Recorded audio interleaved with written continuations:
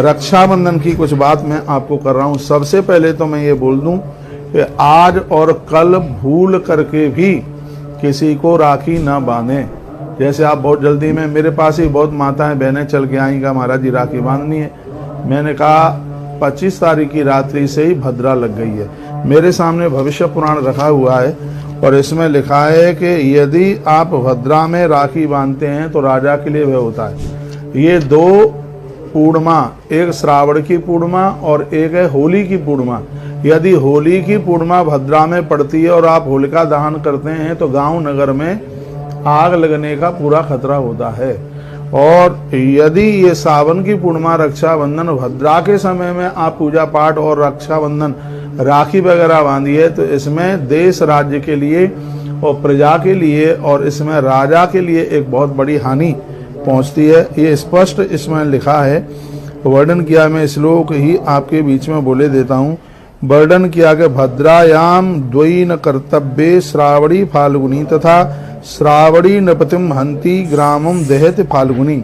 इत वचनात् श्री भविष्योत्तर पुराण में यह वर्णन किया गया। भविष्य पुराण में इस बात की चर्चा की गई है। इसलिए मैं आपको कहूँगा कि राखी कब नहीं बांधनी चाहिए, यानी जिस समय भद्रा लग गई है तो राखी बिल्कुल भी नहीं बांधे। चाहे गुरु हो, भगवान हो, भाई हो, भतीजा हो, कोई भी हो, भद्रा के समय में, भद्रा के साये में बिल्कुल राखी बंधन बिल्कुल भी ना करें। तो 25 तारीख की रात्रि को भद्रा लग गई है, इसलिए 26 और 27 तारीख को आपको राखी बांधनी है ही नहीं। और 28 तारीख को सूर्य भगवान के निकलने के बाद ही आप राखी बांधें। पहले मैंने सब मुहूर्त आपको भेज दिए हैं। कहते हैं कि राखी बांधने के लिए मध्याह्न का समय बहुत अच्छा होता है। मध्याह्न में पूर्णिमा हो तो अब के बार मध्याह्न में पूर्णिमा तो है नहीं, लेकिन यदि उदिता में पूर्णिमा है तो उसका असर 24 घंटे होता है। तो मैंने सुबह का भी एक मुहूर्त बताया, दोपहर को अभिजित मुहूर्त भी पिछली वीडियो में मैंने आपको निवेदन किया है। तो ऐसे समय पर आप राखी रक्षाबंधन का ये त्यौहार आप जरूर करें। रक्षाबंधन कब से आरंभ हुआ यह भी इस वीडियो में मैं आपके बीच में रख रहा हूँ। ये रक्षाबंधन का त्यौहार मनाने से, मुझे दिखाइए अब, ये रक्षाबंधन का त्यौहार मनाने से बीच में कुछ मिनट नहीं, रक्षाबंधन का त्यौहार मनाने से इसमें होता क्या है वह आप सुन लीजिएगा। किसी ने कहा है कि महाराज जी आप बात बिल्कुल प्रमाणित बोलते हैं। देखिए, मैं यदि ऐसे बोल दूं बिना कोई प्रमाण के कि होली की पूर्णिमा को यदि कहीं भद्रा में होली जला दी गई तो गांव जल जाएगा, और यदि रक्षाबंधन भद्रा में यदि हो गया तो राजा को खतरा हो जाएगा। ये मुंह से तो बोल दिया, लेकिन उसका प्रमाण होना चाहिए, विश्वास तो तब होगा। तो यह भविष्य पुराण के अंतर्गत लिखा गया है, वर्णन किया गया कि भद्रायाम द्वयी कर्तव्ये श्रावणी फाल्गुनी तथा दो पूर्णिमा भद्रा में बिल्कुल नहीं मनाइएगा। एक है सावन की और एक है फाल्गुन की। तो श्रावणी नृपतम हंति, जो सावन की पूर्णिमा में जो भद्रा है और इसमें रक्षाबंधन किया गया तो इससे नृपति राजा का आनंद होता है। ग्रामम दैत्य फाल्गुनी, होली पर यदि भद्रा में होलिका दहन किया गया तो गांव नगर में आग लगने के पूरे चांसेस होते हैं। तो इसलिए वो काम क्यों किया जाए जिसके लिए हमारे शास्त्र जिसका पक्ष नहीं लेते हैं, जिसके लिए नहीं बोलते हैं, तो ऐसा हमें नहीं करना चाहिए। कोई भी हो, गुरु जी हो, भगवान हो, लड्डू गोपाल जी हो, भैया हो, कोई भी हो, तो आप 26 तारीख को और 27 तारीख को मेरी बहनें किसी के हाथ में बिल्कुल राखी नहीं बांधेंगी। क्यों नहीं बांधेंगी? इसलिए नहीं बांधेंगी कि 25 तारीख की रात्रि से ही भद्रा शुरू हो गई है और यह 27 तारीख की रात्रि तक चलेगी। इसलिए 28 तारीख को भी सूर्य निकलने के बाद अमृत योग में चौगड़िया के अमृत में बांधिए, दोपहर के अभिजित मुहूर्त में बांधिएगा। तो ये मैंने पिछली वीडियो में 100 मुहूर्त डाल दिए।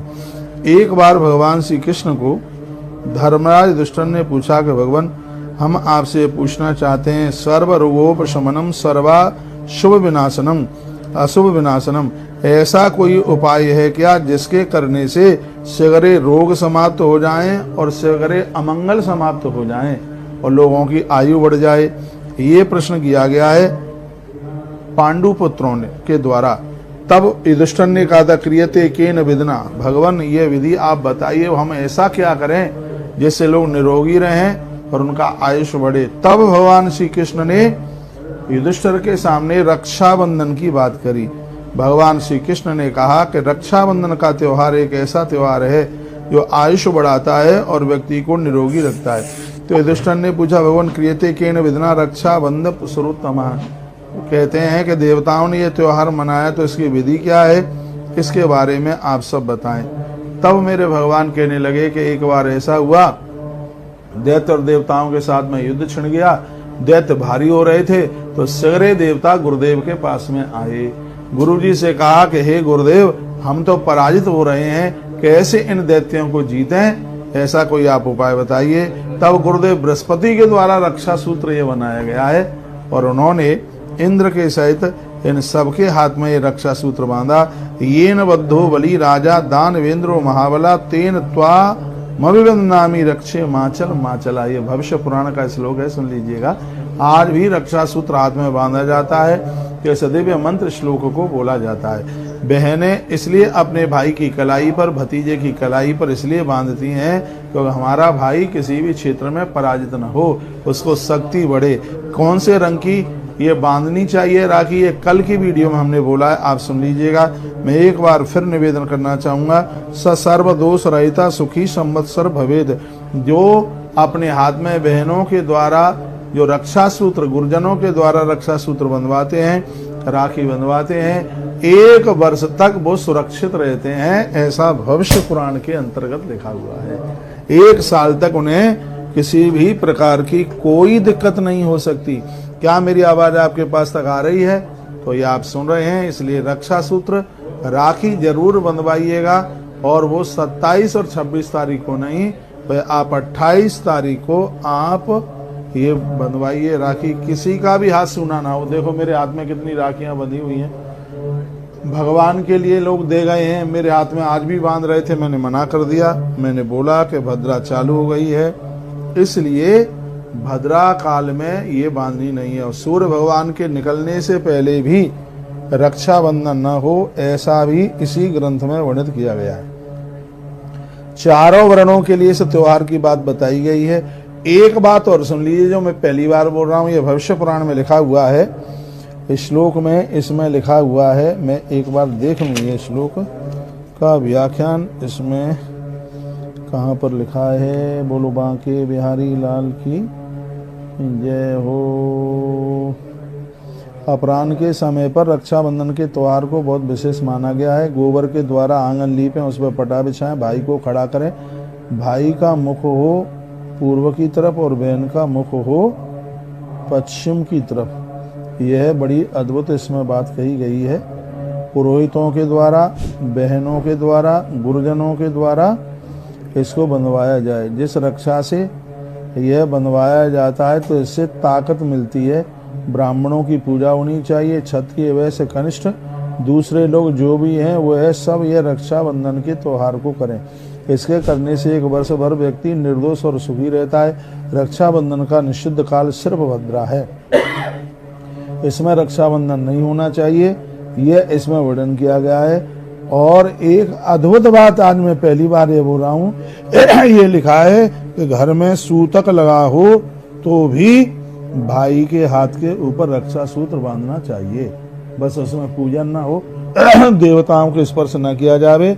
इस ग्रंथ में लिखा हुआ है कि सूतक के समय पर भी यह लिखा, ग्रहण और संक्रांति के समय में